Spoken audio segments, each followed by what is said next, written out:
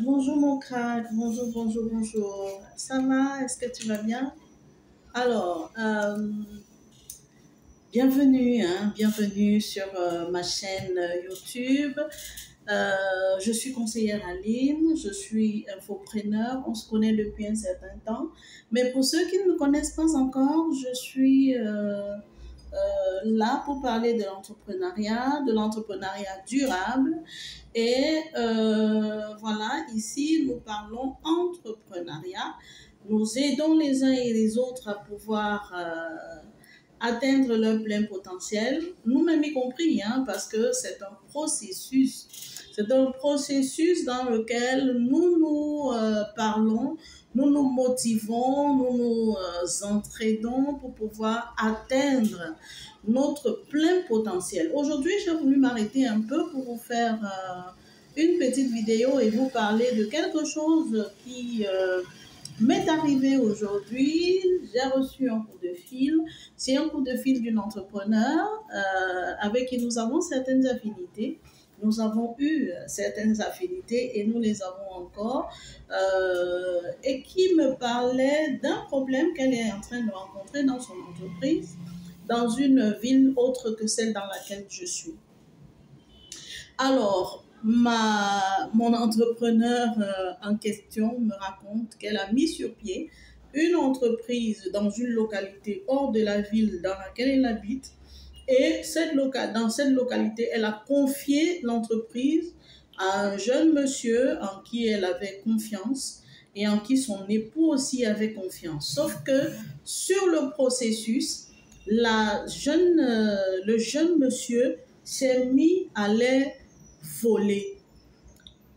Tellement il a volé, au fil des années, il a construit à côté d'eux la même chose. Il a dupliqué en fait l'entreprise de cette dame-là vers son entreprise à lui, vendant les mêmes produits, mais à des prix plus bas, faisant concurrence donc à cette personne-là qui lui avait fait confiance pour lui donner à gérer son entreprise. Est-ce que vous m'avez bien compris? C'est-à-dire que tu as ton entreprise, tu as un jeune homme que tu considères être ton frère, parce qu'en Afrique, vraiment la notion de frère, je ne sais pas quelle est sa limite. La personne n'est pas de ton sang, d'accord? Et même si la personne était de ton sang, c'est l'entreprise. Et dans l'entreprise, on ne s'amuse pas. Bon, alors, je raconte d'abord les faits. Je relate les faits, d'accord? Donc, la personne à qui elle a eu confiance, qu'elle a appelé son frère, elle lui a confié l'entreprise. Et sur le nombre d'années qu'il a géré, parce qu'il a géré pendant plusieurs années, il a totalement bousillé l'entreprise. Il a récupéré les fonds à son compte, s'est acheté le même matériel que ce que sa patronne lui demandait d'acheter pour elle et a pris la boutique d'à côté, a achalandé la boutique et a commencé à vendre la même chose que la personne qui lui a confié sa boutique et en qui elle avait confiance. L'entrepreneuriat, mon crack, c'est un univers dur. J'ai fait une vidéo sur mon TikTok où j'ai dit la confiance que l'on fait aux gens sous prétexte que ce sont nos frères, c'est en partie cette confiance qui est responsable de la chute de l'entrepreneur africain.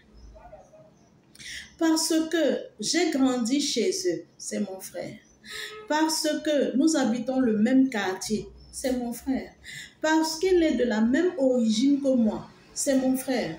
Parce que nous sommes issus du même village, c'est mon frère. Parce que nous sommes dans la même religion, c'est mon frère. Parce que, je ne sais pas, la notion de fraternité en Afrique,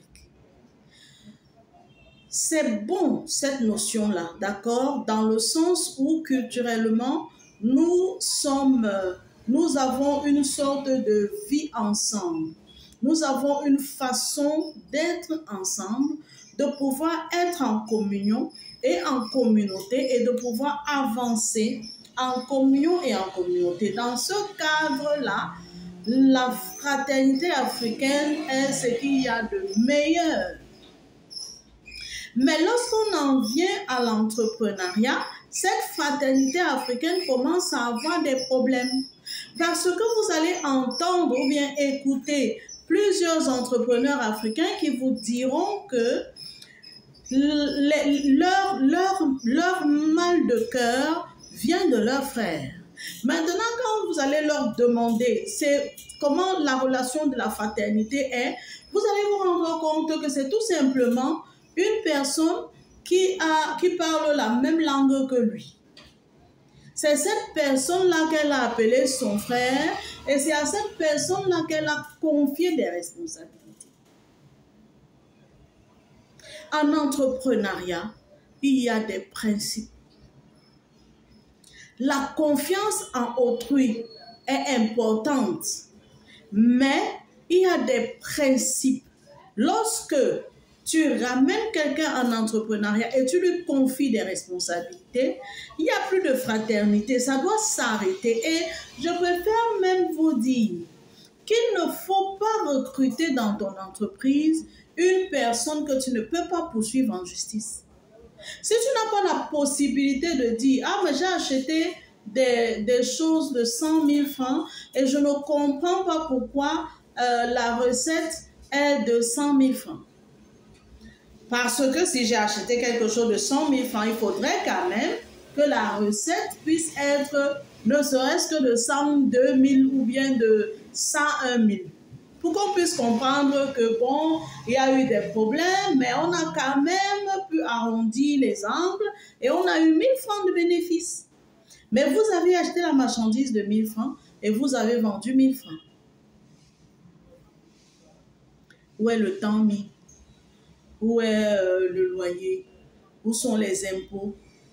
Le transport, c'est où? Un certain nombre de choses qui doivent entrer dans les calculs de votre marge bénéficiaire. Donc, vous allez peut-être penser que c'est 100 000, c'est 100 000, j'ai rien perdu, non? Mais vous avez perdu beaucoup parce que vous êtes allé acheter la marchandise. Vous avez transpiré ou pas? Vous avez transpiré. Donc, il faut facturer. Vous avez pris le transport ou pas? Vous avez pris le transport, même si c'était votre véhicule. Vous avez mis le carburant. Il faut facturer. Est-ce que vous payez les impôts à votre pays? Si vous le faites, il faut facturer. Et tout cela doit être facturé. Mais comme c'est mon frère et qu'il m'a ramené les 100 000 que j'ai utilisés pour payer la marchandise, je considère que, bon, ok, il ne faut pas trop le déranger, ça va. Je n'ai rien perdu. Mais tu as perdu. On ne fait pas l'entrepreneuriat pour la fraternité. Si vous voulez rester en fraternité, restez en fraternité. Mais mon crack, si tu as décidé que tu veux sortir de l'état dans lequel tu te trouves et pouvoir accéder à une sorte d'indépendance financière, tu dois faire, je voulais dire, une croix sur la fraternité africaine. La fraternité africaine ne doit pas être dans le dictionnaire de l'entrepreneur africain. Je suis aussi rigide que ça. Je suis désolée, mais c'est la vérité. Merci de m'avoir écouté. Donne-moi en commentaire ton avis et nous allons en reparler. On va en discuter. Que penses-tu de la fraternité africaine en corrélation avec l'entrepreneuriat? On marche ou bien on ne marche pas? Écris-moi un commentaire.